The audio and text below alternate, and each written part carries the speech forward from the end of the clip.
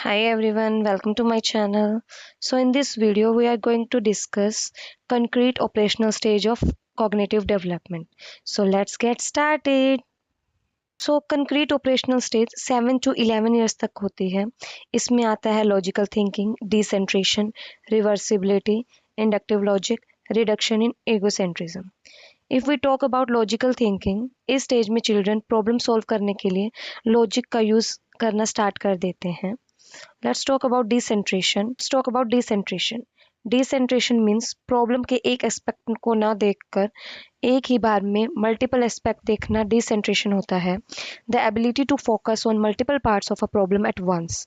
इस स्टेज में चिल्ड्रन एक ही फीचर पर फोकस नहीं करते हैं. फॉर एग्जाम्पल, अगर एक बच्चे को अपनी मदर को गिफ्ट देना है तो वो अपनी मदर को वो गिफ्ट देगा जो उसको पसंद होगा. लेकिन कॉन्क्रीट ऑपरेशनल स्टेज में बच्चे में डिसेंट्रेशन आ जाता है. इट मीन्स वो अपने फेवरेट थिंग ना देकर अपनी मदर के इंटरेस्ट और टेस्ट की थिंग गिफ्ट करता है. डिसेंट्रेशन में चिल्ड्रन में ईगोसेंट्रिज्म नहीं देखा जा सकता. ईगोसेंट्रिज्म मीन्स जो आपको दिख रहा है वही सबको दिख रहा है, जो आपको पसंद है वही सबको पसंद है. डिसेंट्रेशन में चिल्ड्रन ईगोसेंट्रिज्म से दूर हो जाते हैं. Let's talk about reversibility. इस स्टेज में चाइल्ड रिवर्सिबिलिटी सीख जाता है. इट मीन्स अगर हमें पता है 2 + 3 = 5 होता है तो 5 - 3 = 2 होता है. तो इस स्टेज में चाइल्ड रिवर्सिबिलिटी सीख जाता है. Let's talk about inductive logic. इस स्टेज में बच्चा स्पेसिफिक एक्सपीरियंस से जनरल प्रिंसिपल की तरफ मूव करता है. मतलब कि वो किसी कैट को म्याऊ करता हुआ देखता है तो वो जनरल प्रिंसिपल बना लेता है कि सारी कैट म्याऊ करती हैं. Let's talk about reduction in egocentrism. इस स्टेज में एगोसेंट्रिज्म इस स्टेज में एगोसेंट्रिज्म कम हो जाता है. चिल्ड्रन रियलाइज करता है कि लोगों के अपने यूनिक पर्सपेक्टिव, थॉट्स और फीलिंग होती हैं.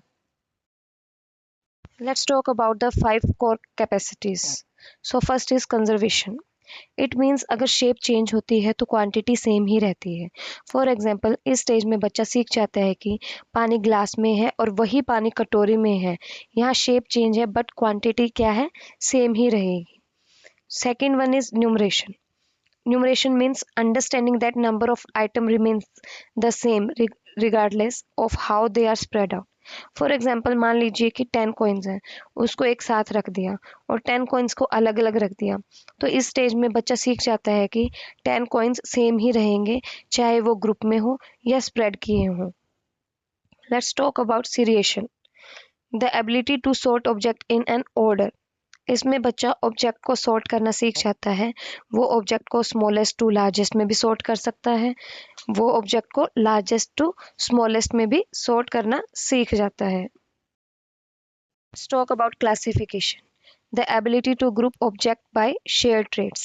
इसमें बच्चा क्लासिफिकेशन करना सीख जाता है. वो कलर और शेप के बेस पर क्लासिफिकेशन सीख जाता है. Let's talk about relationships. इसमें बच्चा लॉजिकल कनेक्शन बनाना सीख जाता है. For example, stick A is longer than stick B. Stick B is longer than stick C. हमें पता है जो स्टिक ए है वो स्टिक बी से बड़ी है और स्टिक बी है वो स्टिक सी से बड़ी है. तो वो पता लगा लेता है कि stick A must be longer than stick C. तो रिलेशनशिप में बच्चा लॉजिकल कनेक्शन बनाना सीख जाता है. That's all for today. See you in next video. Bye bye.